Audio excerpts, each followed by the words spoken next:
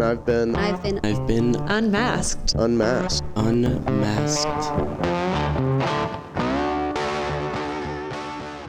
So, for everyone that doesn't know you and who has no idea what you do or anything like that, I want you to give a little introduction of who you are, what you do, possibly any accolades or accomplishments that you want to make sure gets known or things that you're part of.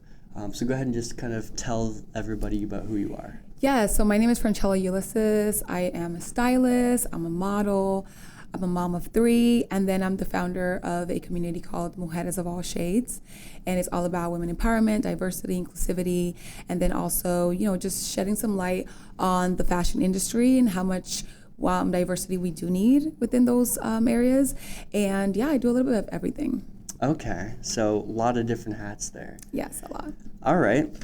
So I definitely want to get into that organization that you developed.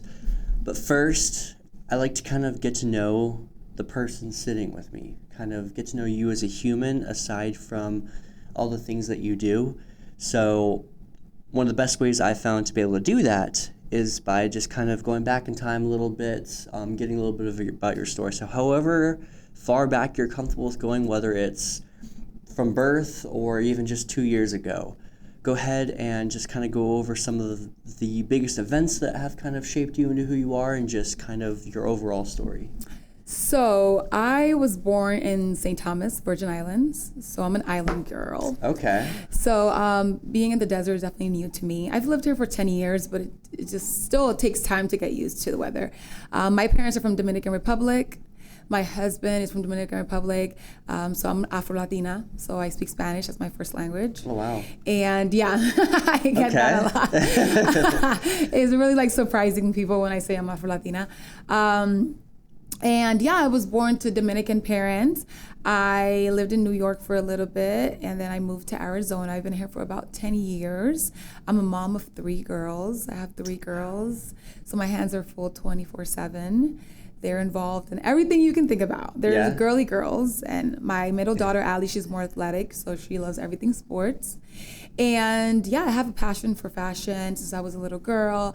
I always enjoy modeling and photo shoots, and I think I've dragged that throughout my entire life. Okay. And now I've dragged my husband into it too. Yeah? Yes. What does your husband do?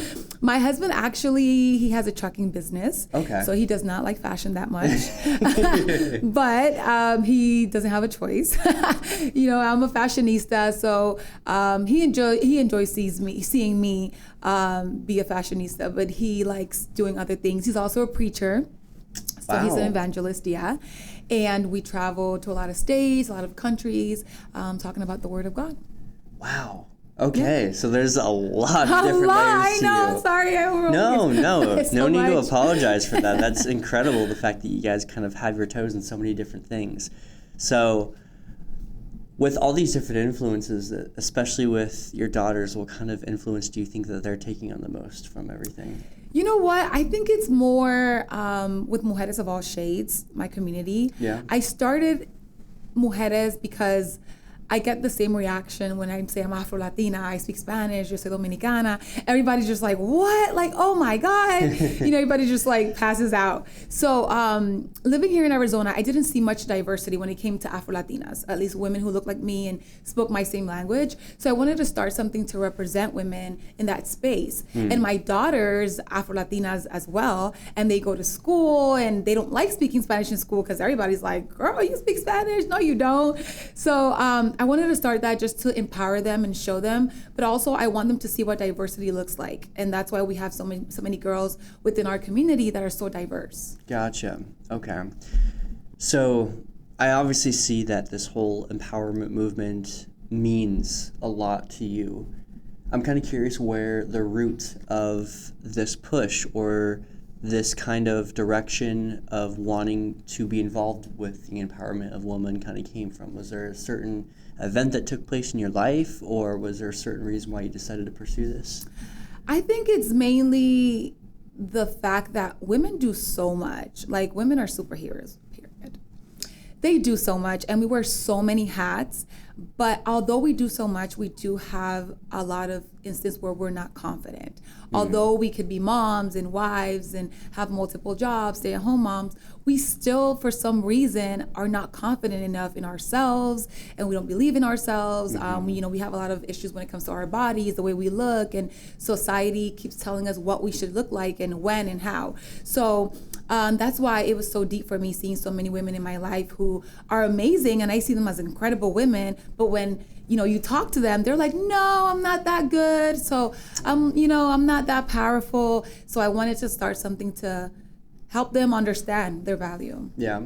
Was there a certain instance or certain event that happened that kind of triggered you seeing going from that kind of just watching it to wanting to actually form an organization to help make it more of a voice? Yeah. For me, it came of a space of embracing my culture and not being shy or uncomfortable to say where I come from and be bold, right? So many times we're told tone it down, don't be so loud, don't be so bold. So I know that happened to me a lot of times when I was in a room, and I take a lot of space. I don't even say anything, but I just take up space because I'm very colorful in the way that I dress. I'm very vibrant, and I'm Latina. So I come in speaking Spanish. So I just take a lot of space. But there was instances where I felt like I needed to dim my light. I felt like there was times where I needed to kind of disappear so that I don't get too much attention. And then I just kind of noticed that was not the right thing to do, because you are who you are, right? And our culture, what we come from, how we were raised, that all has to do with how we are and who we are. And that's part of our culture, and we should never hide that, no matter what. I agree. Has there been a lot of kind of pushback on you and your culture that you've experienced yourself? I think I've had quite a few, just because when you think about a Latina, you don't think about Franchela. It just doesn't, when you think about Latina, we think about J-Lo, we think about Shakira, we think about all these women who fit the Latina stereotype. But when you think about a Latina, the first thing that comes to mind is not a black girl with braids or a black girl with an afro, right? But we are here. And in our Caribbean islands and even in Latino America, there's a lot of Afro-Latinas. And even on my social media, that's what I talk the most about. I make videos like that. I did a video, not all Latinas are white kind of thing, and that went viral, and I was like, hey, all my black Latinas came out. And it was such an incredible thing because a lot of people had the same thoughts, and a lot of Afro-Latinas had the same ways of viewing things. And even in the comments, I'll hear people say oh, you're not Latina. Are you really Latina? Or no, you're African, or you're this, you're that. You're everything except Latina. Yeah. So I have had those instances where I'm constantly screaming no, I speak Spanish, I promise. I'm Latina. Honestly, when it comes to the Latino culture or Latina culture, it's one of the most diverse that I've ever seen. I have a lot of friends that are even more pale than I am, and they're full blood, but they're just I'm just a white Mexican. Yeah. It's there's no specific, I guess, general thing for them, and that's one of the biggest things I've noticed. But I've also seen it's more of also a culture. It doesn't have to be your ethnicity. I've met people that oh, I'm not at all Latino myself or Latina myself, but I was raised by my stepmom who is full blood, and so Spanish is first language, and they know more about that culture than they do an American culture or any other culture, or even sometimes they know more about that culture than actual full-blooded people of that ethnicity. We're just very diverse. Latinos come in so many shades, colors. I have friends who are super white, blonde, blue eyes, and they're from Mexico. And I have friends who are from Panama, and they're darker skin. I mean, we just come in so many colors. But I think it's an issue of people educating themselves, right? And taking the time to like learn about different cultures. But I also understand if you're used to seeing something specific, and I also look at the media too, like what is the Latino media giving us? Like, is the Latino media, you know, showing women like me on TV, on their shows, or are they just showing the typical Latina, you know what I mean? So it just has to do with us trying to learn. And then also, I think the media, which is the one that gives us all the information, what are they bringing out? What are they showing? Absolutely. So tell me a little bit more about your organization, what you guys do, and the whole purpose behind what your organization is. Yeah, so Mujeres of All Shades is a community that started about 3 years ago, and it's all about, you know, empowering women. But I feel like when people hear the word like empowerment, they're like, oh my God. Empowerment for us, it's more than women taking the stands and owning it. It's more about women being able to embrace who they are in a feminine way. Like, we don't want to fight anyone. We don't want to be the guy in the house. Like, we don't want to do that, you know? We just want to be able to embrace our shade through our culture, through who we are. I'm a model. I've been modeling for many years. So there's a lot of women who are not too confident on the way they look, the way they dress. So we offer that. Like, I do a lot of styling sessions for the girls. We do photo shoot sessions. We do community work. We do meetups, networking. I have a really big network of women from all different walks of life in different countries. We have girls from Africa, from India, Afro-Latinas, Mexico. Like, we have a little bit of everything. And when we come together and we have all these women from different cultures, we end up seeing that we're very similar. Like, we like the same things. We enjoy doing the same things. And it's just so good to see so many communities come together in one.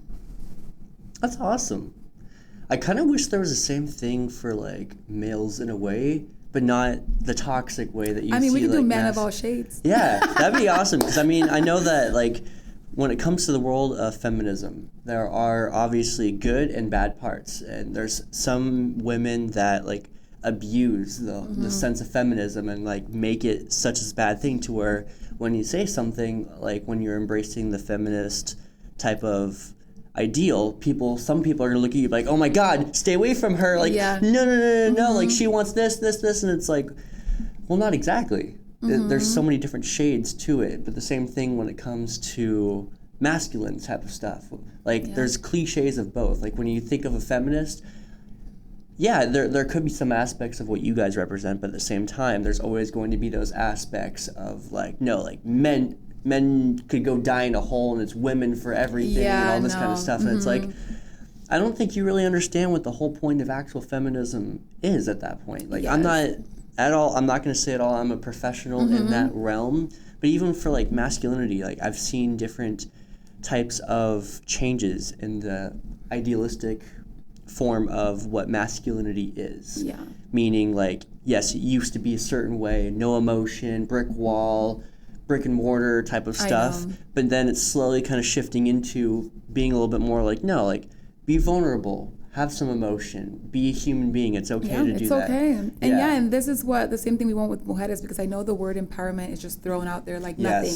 Now this is like a new trend. And for us, I want to be very careful on the way we use the words, because it's not about women feeling, superior, or, women thinking like, oh, we're, it's just more about you embracing yourself. If you're able to embrace who you are, where you come from, your hair, your body, feel confident, then you're going to be able to be a better mom, a better wife, a better friend. And because as women, like I said, we do so much, sometimes we need that space where we could just be in a safe space, right? We always hear like women can't be together, women can't work together. And I just don't believe in that. I think that women can work together, women can be together. It's just depending on the space and what you're offering them. I feel like a lot of the interpretation I get from you and your organization is it's more about eliminating the suppression of a woman based off the fact of she's a woman, and instead of like I'm not going to say instead of empowering, but like how obviously in some of the radical feminist culture there's like that whole thing with like men can die in a hole or women control everything, but it's like that's not what true feminism is about. It's about not having to suppress yourself because you're a woman, not having to suppress your abilities or anything about you to accommodate or conform to this culture because of the fact that you're a woman. Yes. Which I feel like that's where people get misconstrued on the whole ideal of feminism. Because obviously, like, there's a whole lineage of problems with feminism. There's women used to not be able to vote.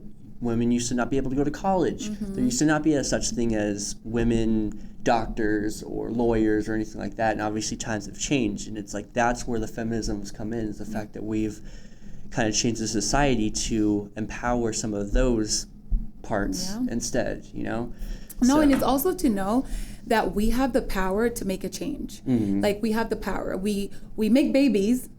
So we have babies. That's a superpower right there, right? And then there's just so many things society keeps telling us, we can't do this, you shouldn't do this. Like, if you have kids, well, you can't, you can't get a career, you can't start this. And this is what Mujeres is more about. It's about, that's why we have like styling sessions and, meetups and networking, because we have a lot of girls within our community who are entrepreneurs. Yeah. They're photographer, they're stylists, they're models, and they want to grow their brand, they want to start their brand. And if I could bring all those women together in one space so we can all collaborate and we all can grow, that's amazing for me. I mean, my mission is done. If I can get one person to get booked from one of our meetings, that's amazing, because sometimes when you're starting off your business, it's really hard for you to go find those opportunities. But if you have a space where it just feels more comfortable for you to grow, that's what we're all about. Like, embracing, that's why we called it Mujeres of All Shades, because, our lives is made of different shades, right?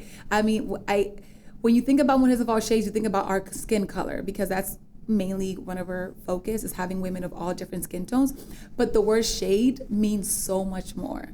Shades, it just mean, where are you in life? Are you just starting a business? Are you just starting a brand? Are you just getting out of the house and you're trying to like meet women? Are you trying to, find yourself? Like, there's so many shades to life, and that's what we have. That's awesome. I wish there were more like kind of organizations that had that kind of, and like, you're not the first one that tells me about men. I'm like, should I do a man of all shades? Come honestly, on, it might be good. I know some people might get a little bit like iffy on like, oh my god, a group of guys together, like unless there's gonna be a 12-pack of beer and some sports going on. Oh my god. But there's such a soft side to men, and I feel like society is always telling men that they have to be tough and they have to be this. But then men also have feelings, and I feel like, just like women, we journal and we talk about our feelings, and we have those good and bad days, and we're very vocal about how we feel. I feel like men should be able to be also, they need to cry it out. Oh yeah. Not everybody like stares at you. You're just crying it out like everyone does. Well, and like, for just an example from myself, I never fit into that whole crowd of guys who are talking about women all the time and watching sports and drinking beers and the whole man. Like, I was raised by a single woman. And that kind of household, that kind of world doesn't exist. I had my brother that kind of brought some of that in, but for the most part, like, that kind of stuff wasn't really in the picture. So when I'd go to school and I'd be trying to hang out with the dudes or something, and they're like, hey, did you watch the game last night? And I'm like, no, I watched Lifetime Movie Network with my mom. Or like, hey, did you like do this or do that? They'll probably side-eye you like, okay, yeah, exactly. So like, I never really fit in, but then it's like slowly growing up, I realized that also was a facade. Half the time it was just like, guys like that were also faking it just as much as I were, because they wanted to fit in as a dude. And it wasn't like there was no extra type of category for us that were raised by the single moms and that were like, no, I didn't have time to watch the game. I was living life, or I was like doing other stuff. And I really like what you said about fitting in, because that's something that's so important to us. We don't want women in our communities to fit in. We want them to fit out. Like, we don't want you to be like everyone else. We don't want you to follow the trend. We want you to be the trend, right? And I always motivate the girls, like, you don't have to fit in. You don't have to follow the crowd. You have to embrace your shade. Like, where are you? Embrace who you are, what you're doing. If you want to do something completely different than what everyone is doing, that's totally fine. Like, there's going to be a community out there that's going to support that. But I feel like also we're always so conditioned to, we all have to do the same thing. Yeah. We all got to be at the same spaces. We all got to attend the same events. And that's not true. Like, we need diversity. That's why diversity is so important. That's why diversity is so important within Mujeres. Like, I like my girls to look different, to have different hair textures, body types. We have girls from like older women who are like grandmothers to younger girls who are barely getting out of high school. Like, and I feel like when we're together, we learn so much from each other. because I learn from older people because they tell me things that I shouldn't do. I'm like, I'm not going to make that mistake. I'm just going to avoid that. But then I also have younger girls who speak to the older women. And then the older women are like, oh, this is what you guys are doing now? Like, it's a really cool interaction when we're all together. And when I started this, it was this, because when I was growing up, I wish I had a group like that I could just grow with, and I wanted to be that, so. Which, I like that. I like you kind of speaking on the whole younger generations, talking to the older generations and intermingling them, because too often I do see a lot of separation of like, your generation is causing this, and then like they're literally hating on someone because of how old they are, or hating on someone because they're part of a certain generation. It's like, actually, I don't agree with that generation either, or, well, have you seen your generation? And so like there's so much like pushback. There's and so forth. much to learn. I mean, we've had meetups when we've had older women talk to younger girls, and we've talked about how has life changed for you? And, the older generation, obviously they talk about the struggle, they had to cross the river to go to school kind of thing. Yeah. So they'll talk about their experiences, and it humbles you, because when you think how easy you have it, you're like, ooh, like it humbles you. But then when you also talk to the old generation about our lives as young people with technology and all the things, they're like, oh, y'all have it hard, because I feel like we have it hard. Like, I know we're like involved in technology and things seems a little bit easier, but we have so much social pressure. It's ridiculous. That is one of the biggest things. Like, yes, I understand that there were definitely difficulties in the mid or late 1900s or even early 2000s at this point. But there's going to be issues with everything. Yes, like AI and all that kind of helps with certain stuff. But when it comes to certain careers, now it's even harder to perform some of these other careers. Now it's even harder to get into some of these careers. Well, they don't need us anymore. There's robots now. Yeah. Or just like in general, like with the way the economy is. Yeah. Like really there's been certain statistics. I can't stay. There's been a lot of statistics that I heard this. I can't remember who I heard it from, but they were saying that like with the economy that we're in now, we're technically living an even worse economy than the Great Depression, and a lot of people don't want to accept that, and they're like, oh well, like they're going to all these economical things, and it's like, well, you have to compare different things. Like, yes, we're getting paid more now than ever, but you also have to compare these other things. Everything is really expensive. You go to the grocery store, and what you could buy with $100 is like you literally leave with two things. Like, exactly. It's very expensive, everything. So, yeah, that's the whole point of Mujeres is to, just bring awareness to our communities. And I feel like also helping women is helping their kids. I'm a mom of 3, so I totally get it about supporting your children. How can you support your children when you're not in a good space yourself, right? How can you empower your kids to go out there and be amazing and be great if you yourself are struggling to go out there, be amazing and be great, right? So, and I feel like now kids nowadays, they're computers. They keep track of everything. They're like scanners. They'll scan you. They'll know when you're happy, when you're sad, and they'll hold you accountable for it. And as a mom of 3, I've always said that although I have children, I still want to be able to be able to do what I want to do, like my styling, my modeling. I didn't want my children to stop me, although I know that's not the situation for all moms, because obviously there's situations where there's like, single moms and incomes and all that stuff. But I still want to be able to even empower those moms that maybe financially can't, to still be great, to still think about themselves, to still take care of themselves, because, our kids grow up. They're going to grow and they're going to leave. And then we're going to stay here at home like, so what do we do next, So I want to be able to have moms feel like they can start something, even if it's small, even, I don't know, selling candy from home, making something, I don't know, just like starting something, even as simple as going to an event, becoming part of a social group, right? So they can start building that connections with other women. So when their kids leave, they still have something to rely on. That kind of brings up, I guess, it's kind of like a controversial type of topic and stuff, but especially with like, it could be with mothers, it could be with fathers, but with them like revolving their entire world around the child. And while I know that there's a lot of women out there, especially like single moms, like my child is literally everything to me. They don't have much options. I've kind of thought in my own, just from my own personal experience of having that kind of relationship with my mom, of like being everything to her, it almost becomes damaging, I feel like, to the kid, because we're meant to, like, it's like in the animal kingdom. You're meant to grow up and flee the nest at some point. Yeah. And if you put yourself in a situation to where after your bird does flee the nest and you're kind of, all your world's in shambles, it's like, you kind of... It kind of gets hard. And it's interesting because my mother's a entrepreneur, since I was a little kid. She had her business. My mom travels quite a bit. She used to live in Amsterdam for about 2 years. And my mom has always just been like a go-getter. So I learned that from her. But when I was growing up, I just didn't understand it. I was like, why is my mom always traveling? Why is she always living her best life? And when I was younger, I just didn't get it. But now that I'm older, I'm like, I love that my mom did that. Yeah. I love that she thought about herself. I love that she took care of us really well, but she also took care of herself, right? And then obviously my parents are divorced. So it was very difficult, but I feel like my mom ways of like bringing herself together and being able to like not stay in like a dark hole was her like traveling and doing things. And like I said, I didn't understand when I was growing up, but now that I'm an adult, I'm like, you go, mom. Like, girl, yes. I love that she took that to travel and think about herself. And that taught me how to also take care of myself. And even though I have kids and I love my girls and my life revolves around them, there's a Franchela that's still there. Like I still need to feed Franchela. I still need to be with Franchela.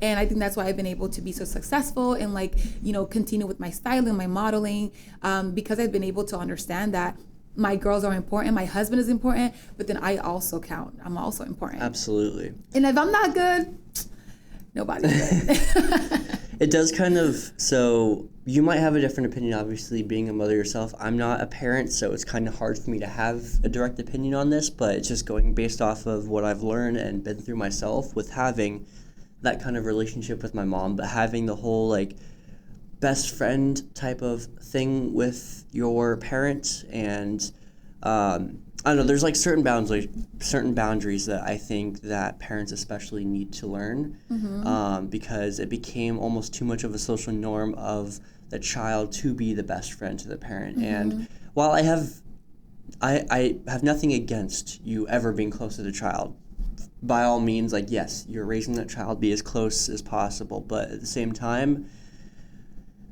needs to be like independence kind of learned from the parents. Like when I've seen it gone too far to where it's like, even my parents, they literally had empty nest syndrome after I left. And it's like, while that kind of sounds cute, to my dad, yes, to my mom, no. Okay. But I was pretty much raised an only child by my mom. Okay. But even then, like after I fled the nest, they had no idea what to do with their lives anymore. They had no, like, I literally was their entire life. And while that might sound glamorous and everything, it creates such a pressure on the child. And it kind of, like, it almost kind of makes you wonder, like, what you're teaching the child at that point of, like, not to have your own independent life. Like, when you have a kid, everything evolves around that kid and stuff. And I don't know. Like, I know it's a very controversial subject. It's a very controversial conversation, but I do believe that it's very important to be close to your kids. Yes. Yet you still have to be their parents, right? Because sometimes if you were like best friends with your child, it can turn into a situation where they lose kind of that respect to some, to some extent. Like we're just friends, and you still have to maintain that I'm your friend and I'm there. I'm going to support you, and you can tell me whatever you want to tell me, but I'm still your mom. And at least with my girls, they're a little bit younger. My oldest is 11. She's in junior high already. So it's scary time for me. It's scared. It's hard. But I try to have conversations with her, and I tell her, like, she can tell me anything she wants to tell me, but I'm still her mom. Like, you will still be in trouble if you do this. You still have to do your homework. I still try to put those boundaries so she knows that there's a level of respect she needs to have, or, things that are required from her.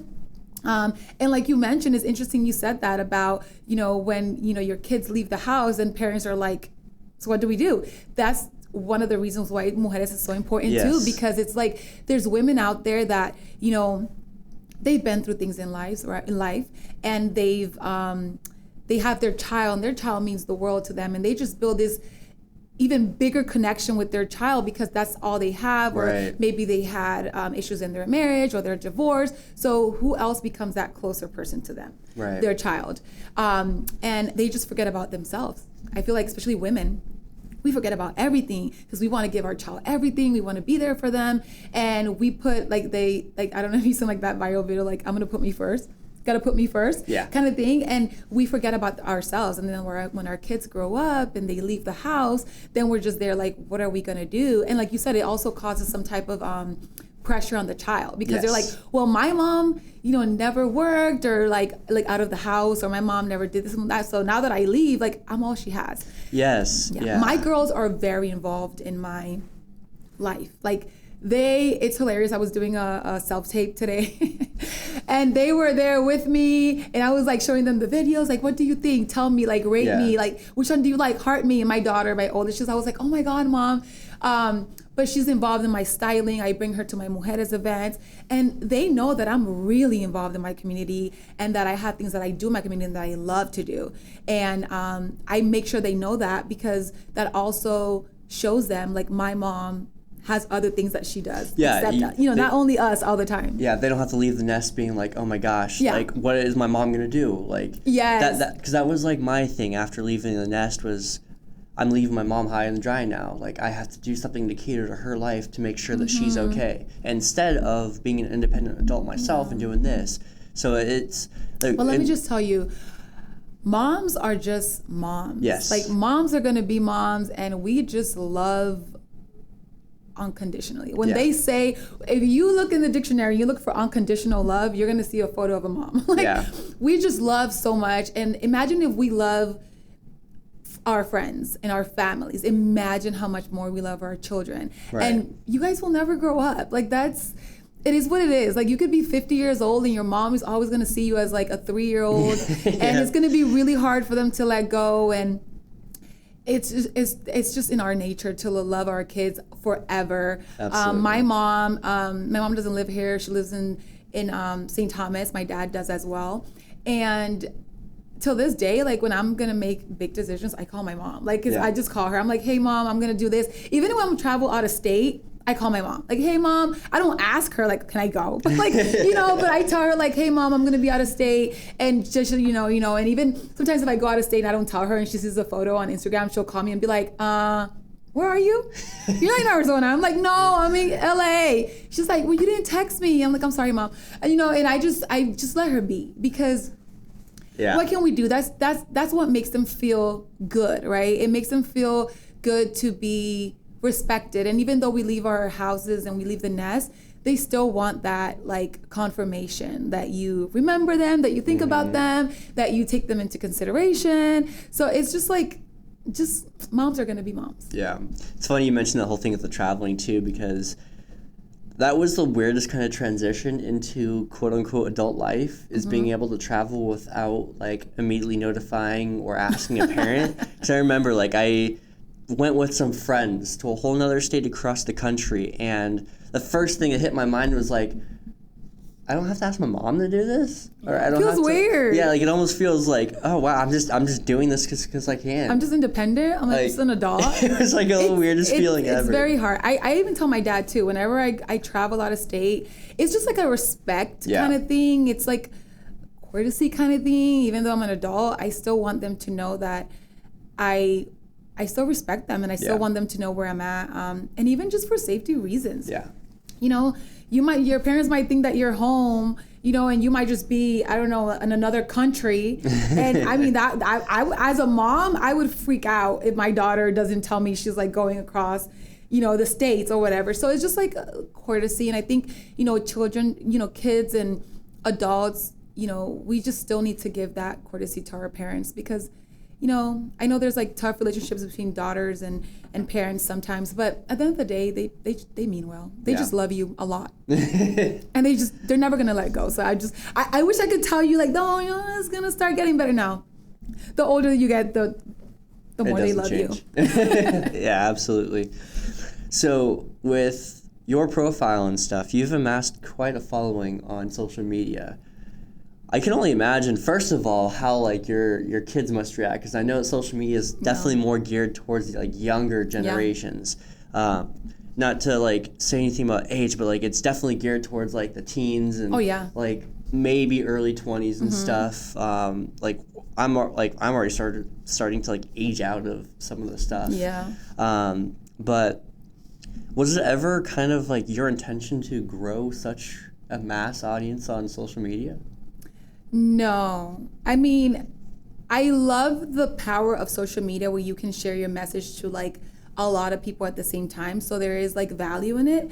But I honestly didn't think it was going to get that crazy. I was just like, yeah, I'm a model and I'm posting photos of my modeling work. I love to do runway and editorial work, and I created direct shoots. So that was my whole mission. But when I started Mujeres and I started to speak about these subjects about like being an Afro-Latina, because before I just didn't really talk about much. I was just like, whoever was close to me knew that I spoke Spanish, and if you were not close to me, you most likely will never find out. But when I started Mujeres, I started to speak more about the subjects because a lot of more girls were like, oh, I'm Afro-Latina, and I deal with this same issue. Yeah. And I just started to make videos just talking about the issues that I've had to deal with. And I was like, wow, I guess there's a lot of people who have the same issue. Is that where the majority of the growth came from? Yeah, the growth came when I started to talk more about like, my culture and Mujeres of All Shades and diversity. And then like, just speaking about the importance of diversity, because if we don't start showing women and men of all different shades, of all different background in our media, in our television, forget social media. Like if you have a phone, you can post. And I know there's a lot of people, like, there's a lot of diversity on social media, but when you look at the actual media, television, news, what are you looking at? Are you looking at news anchors and hosts? Do they look like me? Do they speak like me? Do they come from the same island as me? Do they have the same hair textures as me, right? And it's, I don't know if you knew, but like it wasn't I think it was last year when they approved, I think it was the Hair Act here in Arizona. What's the Hair Act? So that's basically, you can't discriminate for your hair texture, what you wear. So that mainly goes more to African Americans, because before, I guess if you had like braids or an afro, you could have been discriminated over it. Really? Yeah, so they barely just, signed that act. I'm like, what? I didn't even know that was like a thing. It was a thing. Which I guess that also kind of comes into its own play with the fact that like obviously I don't have braids or afro or anything like that, so I would know nothing about it. So there's no voice telling me about like, hey, like you should vote on this because of the fact of like someone who is of African American ethnicity. I know there's another thing called the Crown Act, if I'm not mistaken, and it's also the same thing. Like, a lot of girls around the world putting in their votes and talking about the importance of like hair discrimination in the schools. I think a lot of our younger girls are struggling a lot because I think right now we're a little bit more open when it comes to that, because our generation, we don't care. We're just like, we're gonna do it how we're gonna do it and bye. Like, that's how we are. But there's still this group of younger girls, like my daughters and other girls who are in school who are still struggling with embracing their natural hair and wearing natural hairstyles and even wearing their afros out to school because, it's not appropriate hairstyle, or it's not what society or the beauty standards are telling us that it is. So we are, I think, as a new generation, we're expanding and we're growing, we're more vocal, but we're still, to some extent, still struggling to be ourselves. Which I can see, it's even hard because I can somewhat understand if it was like you're out there putting really crazy color. I mean, rainbow hair, I get it. Like if you're wearing like a rainbow or something, like, you're putting like this rainbow thing or like putting all these stars or like butterflies, I get it for school. But if we're talking about the hair that grows out of your head, like discriminating against like afros, like, oh, you're not allowed to have an afro, it's like, well, I can't control how curly my hair grows.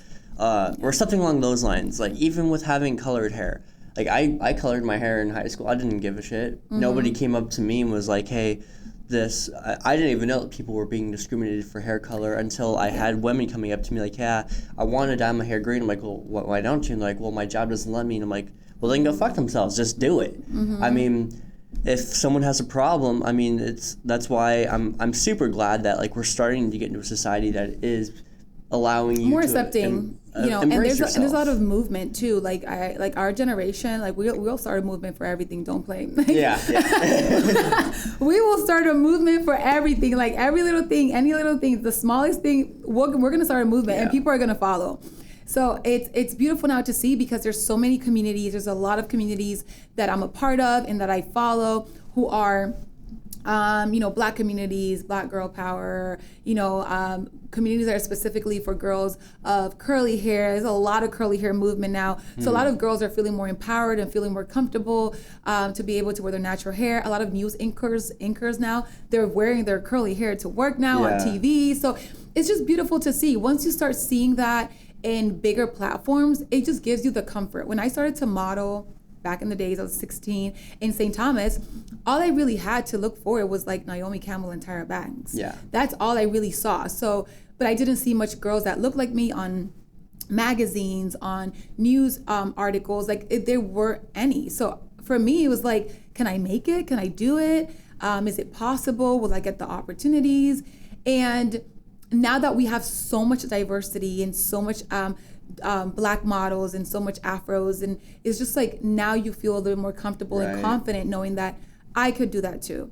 And that's beautiful to see for our upcoming generation, because if we have it hard, I mean, they got IAs. They're gonna have to deal AI, so they're gonna have to deal with them like full force when they start to get a little bit older. So it's just beautiful to see how we're just growing and expanding, and we're offering spaces for more diversity.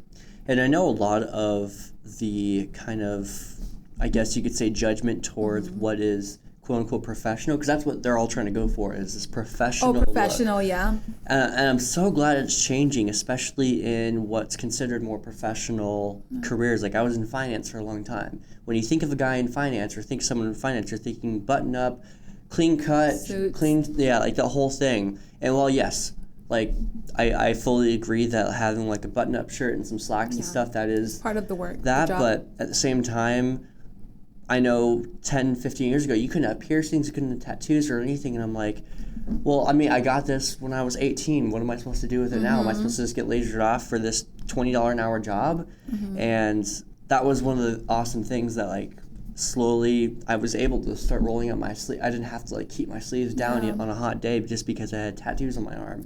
I was able to roll it up. Things are going to start changing, and they are changing. It's going to take a little bit, but I feel like we're in the better, space. But it's older generations that do cause it. Because there's like those are the ones that are usually vice presidents and presidents and managers. Like they're running the big businesses, and we're coming in as employees. So they still have that mentality of like, cutthroat how it should be, and we're coming in like with a fresh mindset. Like, no, we could do it like this. Like even like the whole work from home thing. Yeah, we never thought it was possible, and a lot of companies were just like, just stay home. Yeah, even after the pandemic. So.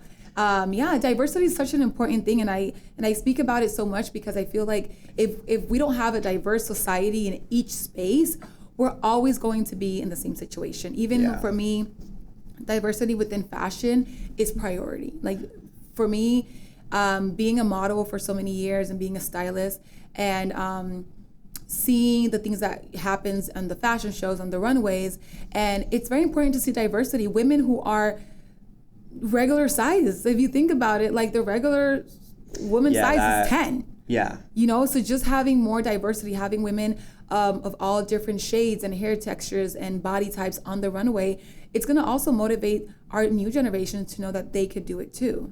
Well, and I feel like especially that was one of the biggest things that I appreciated about the change of the modeling industry, especially because dating back 10, 15, 20 years, you could only be a model if you were over 6 feet tall, you weighed less than 50 pounds, and you had anorexia or some eating disorder that caused you to look like a stick. But that was what they were trying to glamorize as what looked pretty and what looked beautiful, and you weren't beautiful or you weren't an attractive woman unless you looked to these standards, which was causing so much malnourishment, so much issues amongst and like so many people. Now that they're finally starting to realize that like, hey, we should put normal bodies out there. So what if you have some stretch marks on you? So what if you aren't 6 foot tall? So what if you're not? And also, if you think about the consumer, when you think about products and the things that you buy, they're catered for everyone. Yeah. So if some brands, because some brands are still struggling, but with everything changing right now, let's say when you go to a store and you go buy clothes, you'll see they have from extra small all the way to extra large or 2X. So if we have those type of clothing in the stores, why don't we have the models? Like, who's gonna wear it? Yeah. Like, we need the models to wear it. So you cannot advertise, I don't know, a dress on a size 2, but I wear a size 10. How is that going to look on me? It's not going to look at me the same way it's going to look on her. So I just feel like all shades are beautiful. All body types are beautiful, from size 0 all the way to size 40. It doesn't matter what size you are. You're gorgeous, but it's not the same to say you are gorgeous, but if I'm so gorgeous, why am I not on the runway? Yeah. You know, so like we say, you're beautiful. We love all the shades. We love all the skin tones. We love all the hair. But you only see one shade. You only see one, you know, specific hair texture, one body type on the runway. And then it's just like, it defeats the purpose. So, yeah, in fashion, I think we're doing a little bit better, but there's a lot that could be done, and a lot that should be done. You know, even when it comes to, I'm a really advocate as well for, you know, models backstage and like makeup for the models. You know, a lot of like Black models, we're still struggling with finding makeup that fits us, or, you know, or maybe even artists that can do our makeup, you know, and we're not seeing that local, we're seeing that internationally. Like, I mean, models it made Rihanna a billionaire. Yes. And like, there's like models who are walking for big designers and models who have been on the runway. They're making videos and they're speaking out about, you know, being backstage and not having the adequate makeup, or not having someone that can do their makeup for their skin tone. And we have to be walking around with our own makeup bags just to be safe, you know? So these are things that, you know, I am working on and I'm speaking about, and, you know, hopefully it can get better. I feel like it is getting better. A lot of MUAs are, you know, getting the hang of it, and they're doing their best to learn how to do all skin tones, but we should definitely do better.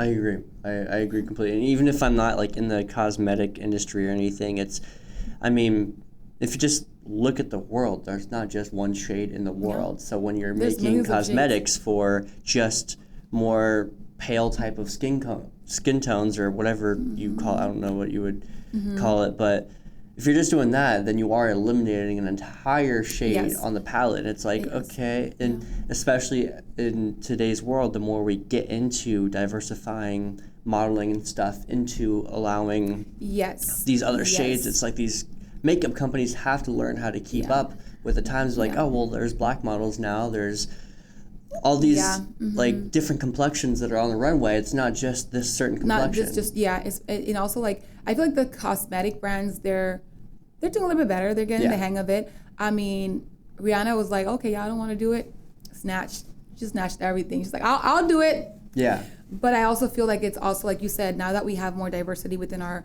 fashion shows and we have more, you know, models of different skin tones and body types, we should also be able to cater to their needs as well when it comes to makeup and hair and how to do, because you can't do my hair like you could do somebody's hair that has straight hair. My hair is completely different. The products that you use on that hair, you can't use on my hair. So it's just being able to bring in the diversity, but making it a full circle where we have everything to cater. So we're gonna get there. We're doing way better, but we still have a lot of work to do. So that's why I'm here. So how has kind of growing this kind of social media audience changed your life personally? With like, I know a lot of people don't understand the change in someone's life when they reach such a large following on social media, but like the difference between someone that has 1,000 followers versus someone that has 100,000 followers, there's gonna be a lot of different DMs, a lot of different content, a lot of different messages, a lot of different comments. Like, how has your life changed since amassing such a huge following? I think I'm pretty the same when it comes to me and my mission and my vision and what I want to do, but it is a lot. Like you said, I mean, I went from having, I think it was like probably like 7,000 followers to literally the day that I posted that video that all Latinas are white with light skin. Some Latinas look like me. That's all I said in the video, seriously. Yeah. And it went viral, and I think it has like 2 million or something like that. Damn. And that it changed my life in a good way, because my message was put across to 2 million people. But I also saw a lot of people from other countries reaching out to me, from Europe, China. A lot of people like DM me like, oh, I showed your video to my class here in China. Oh my gosh. So it was like so cool, like what? Or, you know, people, other like French, it was like French pages, like posting the videos. I didn't understand what they were saying in the comments. Thanks God, right? There's translation, but I didn't want to read it. I was just so scared. I was like, I don't want to read it. They might do something bad about me. But there was like social media pages from like France and Korea, like all over the world. They were sharing it in TikTok. I mean, it was crazy. Until this day, it still pops up. This person commented on this post. Like there's people are still coming through. And it was just such a powerful thing. It is overwhelming, I'm not gonna lie. Like when you have that much followers, it could be a little bit overwhelming because you get like auto notifications and comments and messages, and you'll have a few trolls. Like you'll have people come in your comments, especially when I talk about being an Afro-Latina. People are like, no, you're not Afro-Latina, you're African, or you're this. And I'm like, well, I am Black. I love being a Black woman, but I'm also a Latina woman, right? So a lot of people are like, they always kind of like, no, you're not. No, you're not. Or is your great grandmother Latina? Or no, you're this. People always tell me that I'm Haitian. Like they're like, no, you're Haitian. And it's interesting because Dominican Republic and Haiti, we share an island. And my parents are from Dominican Republic. So they're like, no, you're from the other side. Well, that's how they're trying to tell you what you are. Yeah, they tell you. And even though like in Dominican Republic, like we have a high population, like almost all of Dominicans are Black, the majority like skin tone.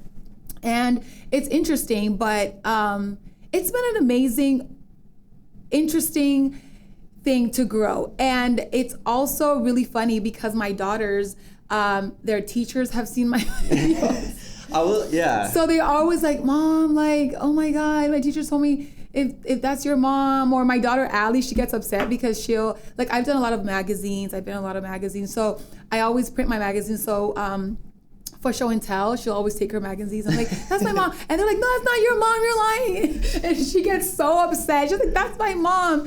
And you know how kids are. She's in 4th grade. So kids are savage. They're like, that's not your mom. You don't even know her. And she comes home all mad. Like, Mom, this kid told me that you're not my mom. And can you come to school and tell them? So I have to show up to school and be like, hey. Or like when I go pick her up at school, they have like the pickup line. She's like, Mom, can you say hi to them? I'm like, hi. Like she wants me to like prove, like we need evidence that that's your mom. So they deal with it too, but in a good way. Like we've done like some videos on Mujeres of All Shades talking about what Mujeres is and what we represent. So, her teacher lets her like show it to the class. And I mean, they're proud, they're proud. The message that we're putting out there is of, embracing who they are. And I feel like the teachers have really enjoyed it. But it is kind of awkward when I go to school, and I look crazy. I drop them off and they're like, oh, hey, Miss Ulises, we saw your video. You're so cute. I'm like, oh my God.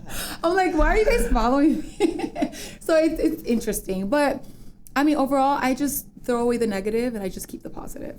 That's awesome. Yeah, that was kind of something that I was kind of curious about because obviously, like, social media is definitely geared towards a certain audience, like age demographic and stuff. And because I'm sure like your daughters have social media. I'm sure they have Instagram or whatever. I'm not sure if you let them have Instagram. No, they have Instagram yet. Yeah, but they have YouTube. Yeah, they watch the YouTube videos and they watch the YouTube shorts. And I feel like YouTube is transitioning. Well, they have the shorts now. Yeah. But a lot of the things that you'll see like pop up on TikTok or Instagram Reels, they're on YouTube. So when they're scrolling through there, you'll see like the videos and the stories and stuff like that. I have like parental control on them because there's so much. YouTube is not I feel like YouTube controls a lot of their content, but a lot of things sneak in. A lot of content. Yeah. But they still figure out a way to see it. Like they'll see it. And it's funny because they really, really think that I'm famous. Like they truly believe it. And they're just like, Mom, are you famous? I'm like, no, I'm not. Like only people here know me. And they're like, you're lying. You have 2 million. I'm like, no, so I've been on the news. I've done like a lot of segments with Telemundo Arizona. And so like a lot of like the Hispanic community. And it's one thing that I do want to mention that I feel like sometimes we talk about change, but we don't want to stand up and make the change. And when I moved to Arizona, it was really uncomfortable for me to be with the Latino community. Like you will not catch me with the Latino community back in the days, because it was hard because I would go into a space with a lot of like Latin people, like, and they were just like, what are you doing here? Like, they'll look at me because they don't know I'm Latina, right? Yeah. They're just seeing me. They see an African-American woman, right? So for me, it was very difficult at the beginning because I was like, I can't do this. Like, they would just stare at me, or they would just directly come and speak English with me right away. Like, they'll never approach me. Even till this day, you will not see a Hispanic person come and approach me and speak Spanish. Like, that's not gonna happen. And it was really hard for me. But then it was a time when I was like, I want to educate them because maybe they just don't even know, or maybe they were not even raised in that culture. And even if they know, I still have to bring myself into these spaces so I can also motivate other Afro-Latinas to come into these spaces and know that it's okay. If you want to make the change, sometimes you just can't wait for someone to do it. Sometimes you got to do it yourself. Oh, yeah. You know, I go to a lot of Latinos event, and most likely, no lie, I might just be the only Afro-Latina in the room. Really? Yeah. Wow. How does that make you feel? I'm just like, where y'all at? Like, I'm looking to the side, like, Afro-Latinas, and I know there's some here. There has to be. I know a few of them. Yeah. They're in different communities, but I know a few of them. But it also is very empowering for me to be in these spaces and to speak about my culture and to educate a crowd. I was speaking at the Women International Expo, and that's basically for entrepreneurs here in the Valley who are making a difference in their communities, especially women in business. And I got the opportunity to speak to like over 20-something women in business, wow. Like women who are killing it, who are making figures and figures and figures of dollars, right? But for me, it was so empowering to be there and speak to them about my culture, who I am, and about diversity. Because I always speak about, to my Latino community, is like, we need to do better. I feel like there's like communities that they just stick with their community. And there's nothing bad with that. Like, if you're used to just being with this community, that's fine. But I feel like for us to grow, especially in business, we have to get involved with other communities. Like, yeah. We have to. Like, it's not even in discussion, right? Because we have to learn the importance of diversity. Like, me being Afro-Latina, if I work with a brand, I want to see that brand has girls who look like me, like my daughters, like my friends.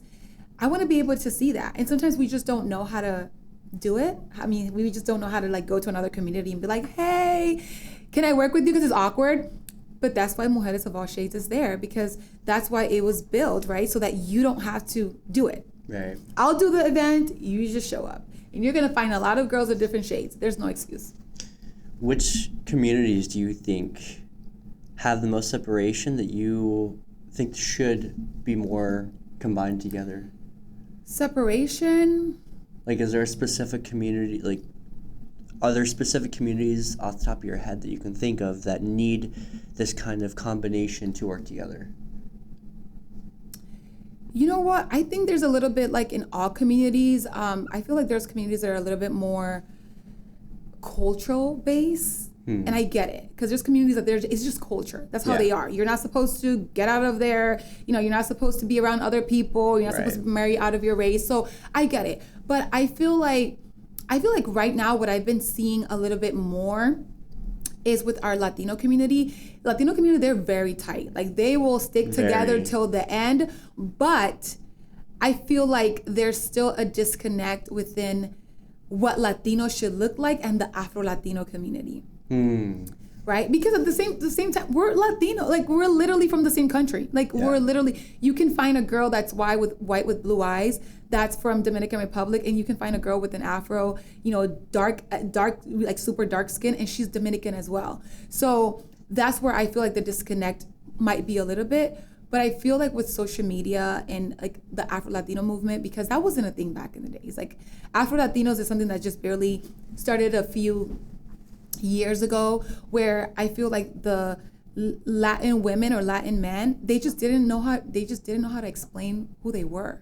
Like, it was very confusing, because even for me, people tell me like, oh, you're black, but I'm like, yeah, but I'm Latina. So what am I? Like, no, but you're Latina. Like, even me, sometimes when I'm like with the black community, the African American community, you know, growing up, not now as an adult, but when I was in high school, they were like, oh no, but you're Dominican. Okay, so I would just go to my Dominican friends, and then I'd go to my Dominican friends and I'd be like, yeah, but you're black. And I'll go back to my black friends. So we were always like in the middle trying to see what we fit in. And we have the Latino struggle and the black struggle, you know, so we're just in between. And then we were just like, oh, I guess we're Afro-Latinos. Yeah. You know, we're both. Like, Afro-Latinos embrace their Black cultures. They are from African descent. They are, you know, physically Black, but their culture is also Black, right? And they also, you know, embrace that culture. But we also have the Latino community in the Latino culture that we can't separate. Like, my first language is Spanish. My mother was born in Dominican Republic. My dad. I mean, I can't be more Latina than that. Like, you know, somebody asked me, like, is your great grandmother Latina? And I'm like, no, my parents are from there. My mom, like, literally. And my mom is like lighter skin and my dad is darker skin. And they're both from Dominican Republic.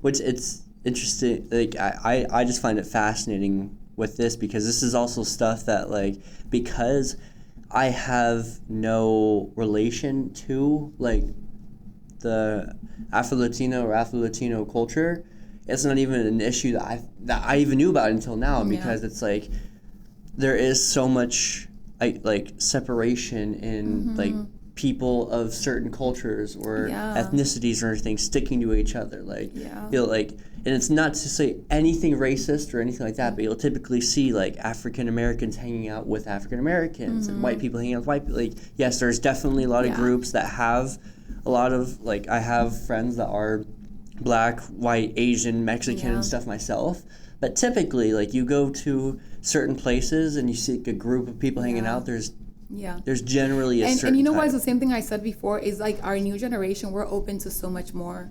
We're so open to, you know, meeting different people and being with different cultures and learning from different cultures. As our parents, our grandparents, when they were growing up, it was kind of like a norm for them to stick with their own, right? And now it's like with technology, with social media, we're just more like available to meet new people and meet new cultures and learn from new cultures and marry in different cultures. And it's such a beautiful thing to see. Like, I love our generation. I think our generation is very empowered. We're very confident. Yes, we have a lot of things that we have to deal with and a lot of problems that, you know, comes with being in our generation, but I feel like we're more open and we're more brave. Because even for me, like, stepping into communities and stepping into spaces where it might feel uncomfortable and just like standing and embracing my shade and just, you know, believing in the power that I have, it's not easy, but it's also very rewarding. And it's empowering to other women or other men that you can do it. Like, it's fine. You can go. Like, they won't kick you out. I promise. They're cool. I'm kind of curious about whether it was in business or just personal or anything like that, just kind of some of the obstacles and struggles that you've not only have overcome, but even you might still be silently working on today that followers, like especially your followers, might not see. Do you have specific like obstacles and stuff that you've had to overcome? I think obstacles, I think at the end of the day, I think we all have it, is ourselves. I feel like everybody sees how great you are, and sometimes you struggle with seeing how great you are. And I think we all struggle with that to some capacity, where we always feel like we're not doing enough. We always feel like we're not conquering enough. We always feel like we're running out of time, especially our generation. We're always speeding. It's like, we got to do this by age 30. We got to have this done. And it's like, we're always in this like race, and it's with ourselves because nobody's telling you to do it. Like, it's you like sitting down. And I feel like that would be one of my biggest, I don't say issues, but I think the things that I'm still working with, right? Just knowing like, Franchela, you're doing fine. You know, your pace is right. It's going to be okay. What's going to happen is going to happen. You know, God is going to make it happen. It's, you know, don't worry about losing people in the way. Because, you know, we also know that we're going to be losing people. Some people are going to fall off the trail as you start growing, as you start expanding. So I think it's just that, like, knowing that I'm doing just fine, and that I need to, believe that I'm as great as everybody tells me. Because sometimes, you know, I think maybe it's like an inner humble, where you don't want to believe. You're like, I'm good. But, you know, but it's always important to say, yeah, I am awesome. And just walk out like, I am it. I am killing it. I think we all kind of struggle with that, you know. But other than that, I think Mujeres keeps me motivated. It keeps me moving. Every time I do an event and one of my friends call me and they're like, girl, I just got booked, or one of the girls at the event that I went to, she just purchased one of my garments. It's just that keeps me moving, and it just reminds me that I'm doing the right thing, I'm in the right space, and baby steps. So would you say that you've overcome that kind of obstacle of not really believing others or not really believing yourself that you are doing enough? Like, is that something you feel like you've overcome a bit? I feel like I've overcome it quite a bit because I'm starting to do things differently. Like, I'm starting to, one thing about me, I struggle with like celebrating my wins. Like, that's something that I've always struggled with, and I am bad at it. My friends always hold me accountable. Yeah. I'm always moving on to the next project. I do something, I've been on Telemundo. I've been on multiple magazines. I've been on the Griot. I could go on and on and on about the things. I worked for New York Fashion Week. I've done LA Fashion Week. I've done so much. Yeah. But for me, it's just so hard to like show off. Like, I wish I was one of those people that could just show off. And I struggle with that, and I'm learning that it's okay to celebrate my wins, and it's okay to embrace myself, and it's okay to just like, if I do something great, to just let it sink in. I don't know, buy a coffee, go for dinner, buy balloons, pat myself in the back, and then go on to the next. And for me, I always feel like I don't do much of that. Like, I don't celebrate much of the things that I do. I actually, the other day, I was working with a brand, and they asked me to write down, I think it was God's plan to have me do that, because I've never had a brand ask me, like, can you write down everything you accomplished? So me being as modest as I am, they told me, write everything that you've done this year. And I wrote like 4 things, and I sent it over to the brand. And I told the girl, I was like, I just didn't want to put too much, because I didn't want to like, to seem like I did too much. And she was like, what? No, she's like, you better go. She was like, it was so nice. She was like, look, you better go back and write that list again. And I want you to write every single thing you did this year. Like, everything you accomplished. And I feel like I got in trouble because she was like, no. I've never met this girl before, right? But she was like, absolutely not. I am not going to allow that, because I know you did not do 4 things since I've been following your page. So I went back and I wrote everything. And when I tell you, I had a whole page of amazing things I've done just this year. Yeah. And I was in tears. I was like, when did I do this? How did I do this? And why haven't I felt like I've done a party? I haven't done any parties about any of this stuff. And yeah, so what I'm doing now is I'm writing my wins. Like, every time I do something, I put it in my notebook and I write it. And I think that kind of has me go back and reminds me, okay, you did this. Because my life goes so fast. With Mujeres and my styling and my daughters and my husband preaching and my husband's business, it all gets like really mixed up. So if I don't write it down and I actually sit down and say, I did this and that. And I was in tears. I was like, I cannot believe I did this. Yeah. It was such a special moment. And I even told her, I'm like, you don't even know what you just did. Like, that was so empowering, because she could have easily been like, cool. I mean, if you did 4 things, you're good. She just been like, all right, cool, next. Cool, yeah. But she was like, no, I've seen your page. I'm sure you've done more than 4. And that's where I say about not celebrating my wins. And I was trying to be like more like not showing off what I do. And I feel like I need to show off. Like, come on, girl, killing it.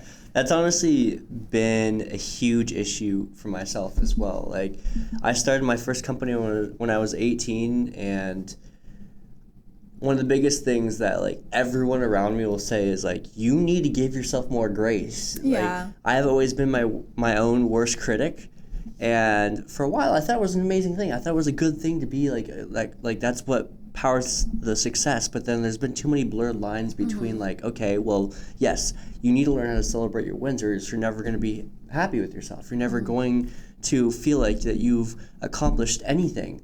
And there will be some times to where I'll be talking to someone and kind of explaining a lot, and then like as I'm talking to them, I'm listing off certain stuff or certain things that I've done. I'm like, wait, I need to like record this conversation because I'll come back home and be like, look at myself in the mirror and be like, all right, you piece of shit, you haven't done anything today. So like, there's people that are like, you want to sit down for 5 minutes and relax. Well, there's other people that are doing 10 times what you're doing. Like, and always so hard on ourselves. Yeah, it doesn't. We're our worst critics. Allow myself to give myself grace for being able to like relax one day or something. Like there's that whole, like you said, that mentality. And you know what's really beautiful? Like what you're doing right here with your podcast, it's really cool because I feel like you also get the opportunity to hear other people's perspective, and you're like, like you have an aha moment. Oh, that happens to me.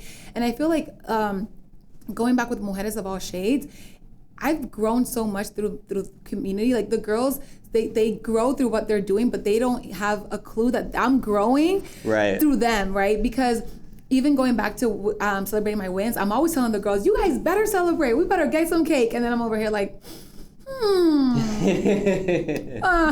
probably I should go celebrate and get a cake myself. You know, it's just like, it's so empowering to be in these spaces because it also reminds you of what you're doing, and it also holds you accountable. And it also, you see women who come in through your life or guys who come into your life, and you learn from them, right? Yeah. You might be speaking about something completely different, and then it turns out that you learned from them and you're like, oh, okay, I need to go get that fixed. So yeah, it's always such a amazing for us to have spaces like the one you have, like the one I have, like, you know, just be able to empower other people, but we empower ourselves. Absolutely. While we're doing it too. So I am so grateful for me being able to like sit down and write my goals and what I've been doing, and I've been able to celebrate myself more. Like I went out for dinner the other day with a friend.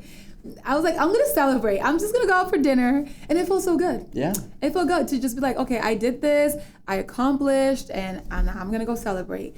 And I'm getting much better at that, and understanding that it's okay to just flaunt and just show the world, you know, what you're doing and how proud you are of yourself. It's okay.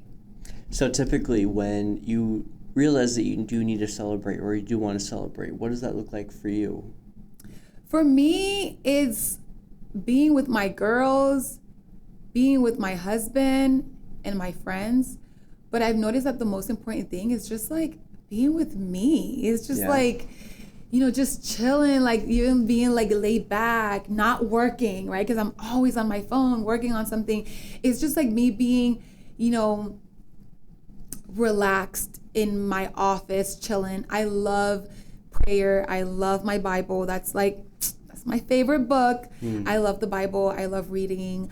I just love, you know, being grateful and just in prayer. I sing with my worship team at church. I know I do everything. I'm part of the worship team at church.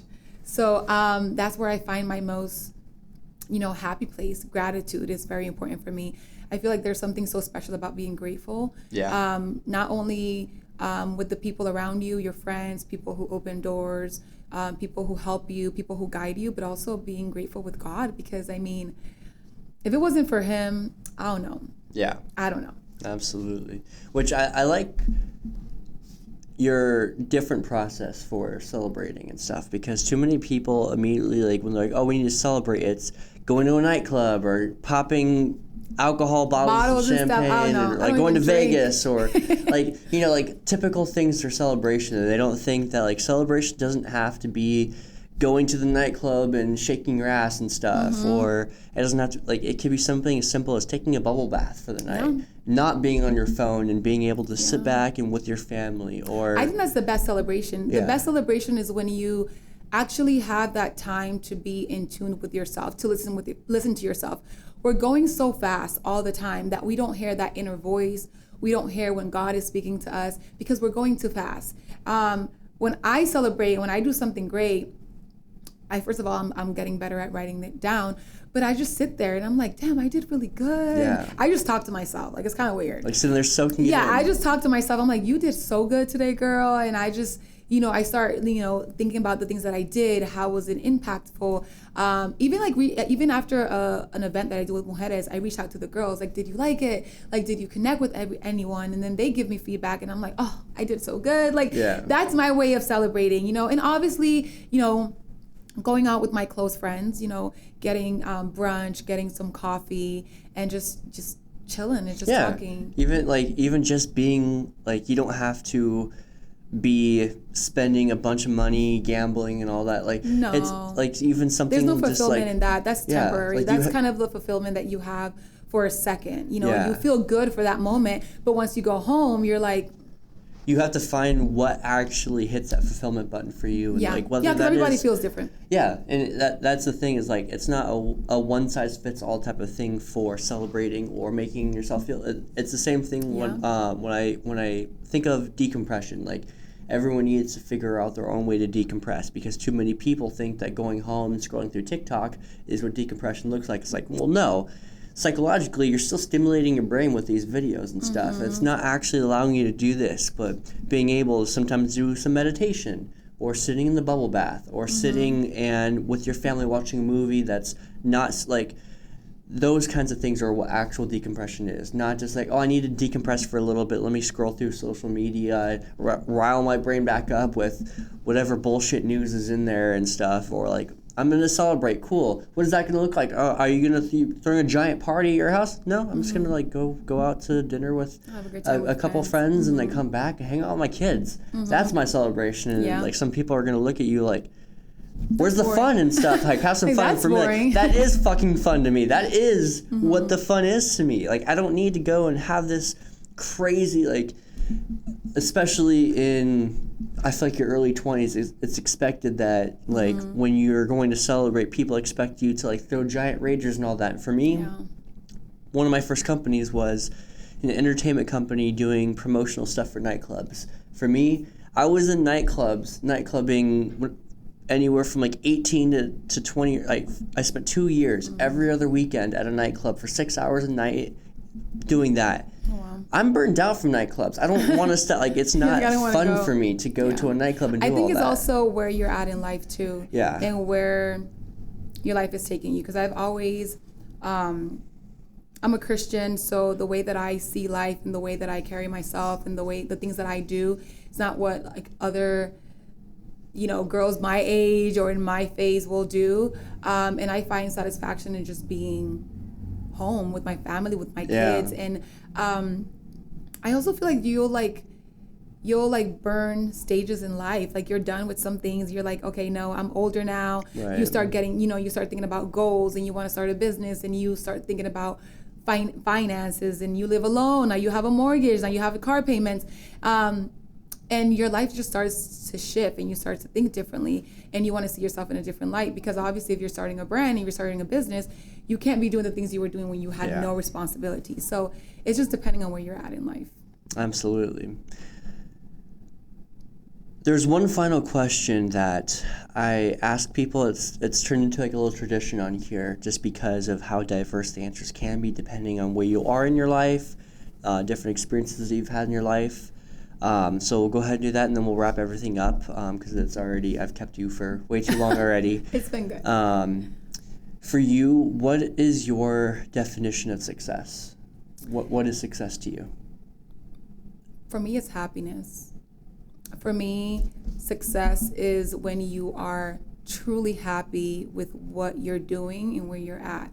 A lot of people see success as being rich or having the nicest car or the nicest house. For me, success is even if you have a broke down car, you're loving your car, right? If you have a smaller home, you're happy in that home. If you have a business, even if it's a smaller business and you're not making 6-7 figures, you're still working towards your goal. For me, success is just being content with what you have and where you're at in that specific moment. Yeah. Would you say in this moment that you are successful?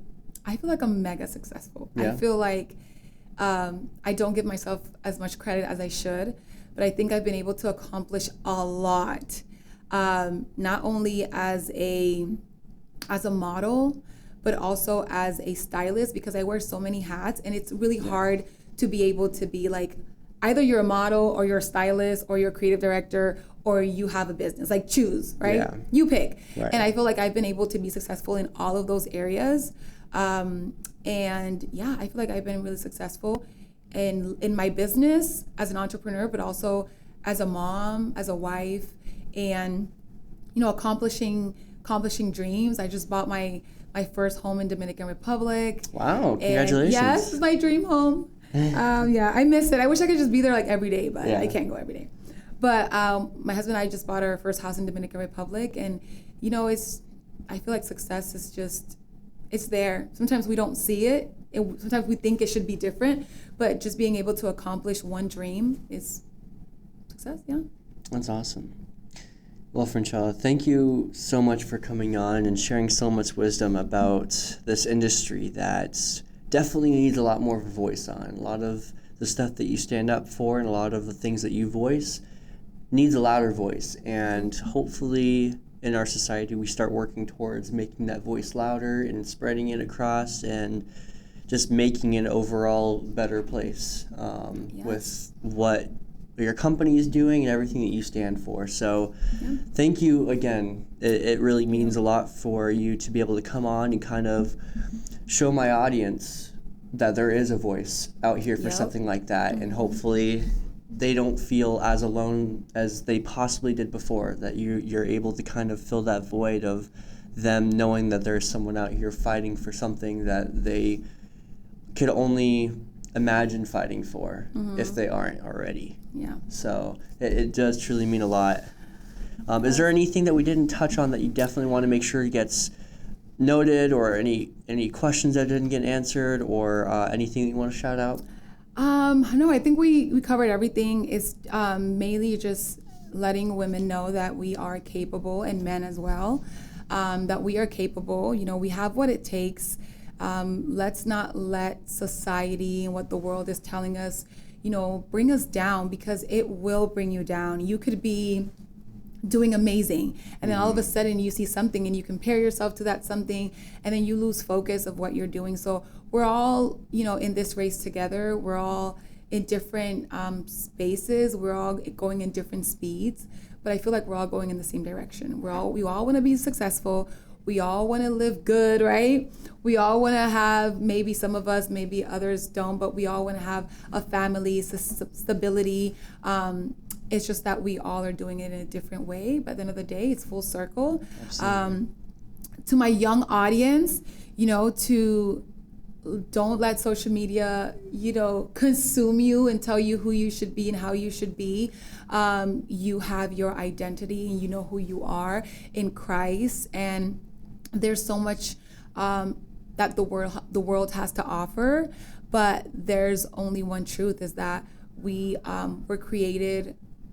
We were created to shine. We were created to be amazing, and that there's a God that loves us and takes care of us and wants the best for us. It's just about us looking for that peace, that space, and knowing that they're not alone. And if they ever need to speak to someone, reach out, call me, text me, DM me. If you need to talk about anything, Mujeres of All Shades is not only for a specific community; it's for all the communities. It's for women of all shades, and and make sure we stay educated. Like I tell a lot of people, I got my bachelor's in criminal justice administration. I have a bachelor's degree. A lot of people are like, "Girl, you're in fashion." I'm like, "Look, I am the fashion police. Calm down." Fashion police, I love it. If I see you not dressed well, I'll probably arrest you. Okay. But I went to school.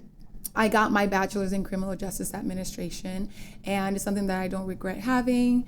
It showed me a lot. It's guided me, and it's really taught me a lot of things in different situations. So you guys need to talk, I got you. Heck yeah. Awesome. Thank you, Franchela. And then I'll have you say your little signature, and then we will call that a wrap. Okay. It's going to be this, just right. Hi, my name is Franchela, and I've been unmasked. Heck yeah.